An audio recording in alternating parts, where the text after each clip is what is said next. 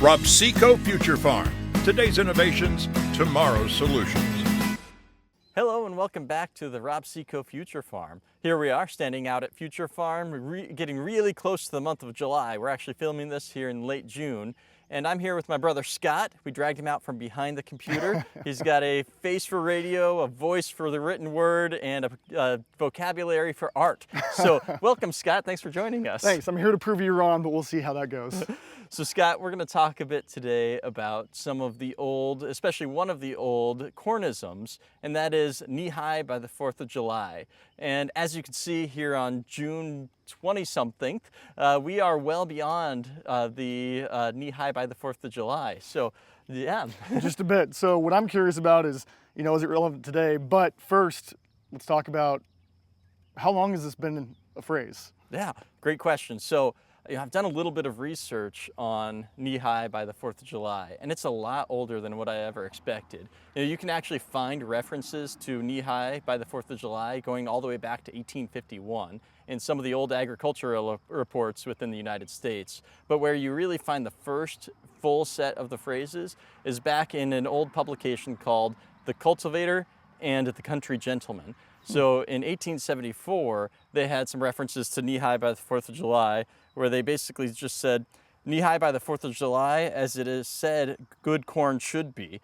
And, it's an old reference. Yeah, absolutely. So what do you think, what were the driving factors behind this phrase? I mean, why did they create this? Well, because of the commonality of its usage, it seems as though it should have some agronomic need to be referenced. And really, you can find a couple of quotes that support that. So back in The Cultivator and the Country Gentleman, in another reference, there's a quote that says, if there is a good stand, clear field, and the stalks are up knee-high by the 4th of July, 90% of the risk and danger of crop failure has been overcome.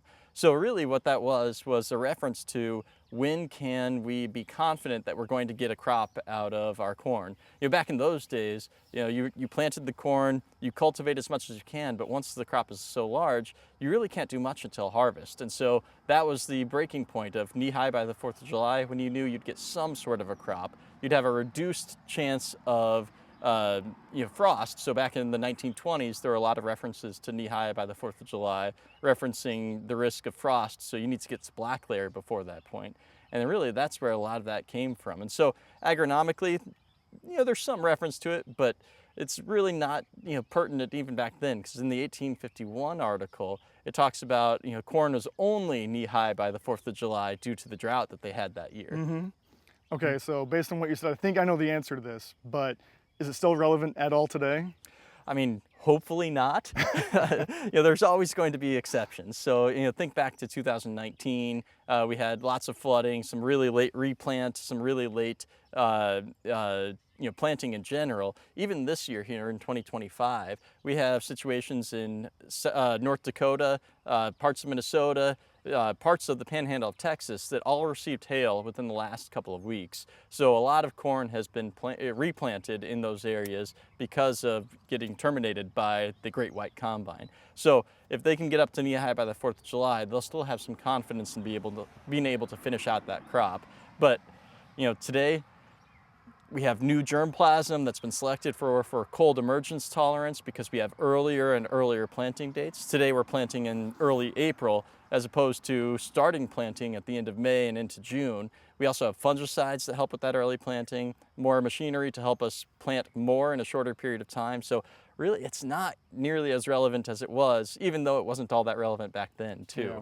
So really no value at all right now, you think? Well, I mean, it's a great phrase. Think about what the kids say. I mean, knee-high by the 4th of July. How often do you drive down the road with your kids and they quote knee-high by the 4th of July? I mean, it rhymes. It makes a lot of sense. You want it to be knee-high by the 4th of July. And so it has some value. It's maybe not agronomically sound, but some value. Yeah, that makes sense.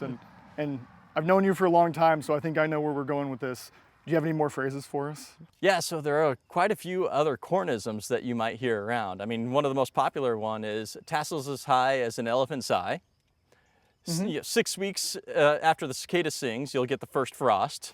There's, if you listen, you can hear the corn grow this time of year. Stress in June will cause the corn roots to grow deep. Bur oak leaves the size of a squirrel's ear. Just things like that, so there are lots of these, there's a maze of different phrases that can be used, and some of them have a kernel of truth. You just have to use your ears to get to know these as they come across and listen for them. So yeah, a lot of fun ones. Well, thanks for educating me, Jim. This has been great. Hey, thanks for joining.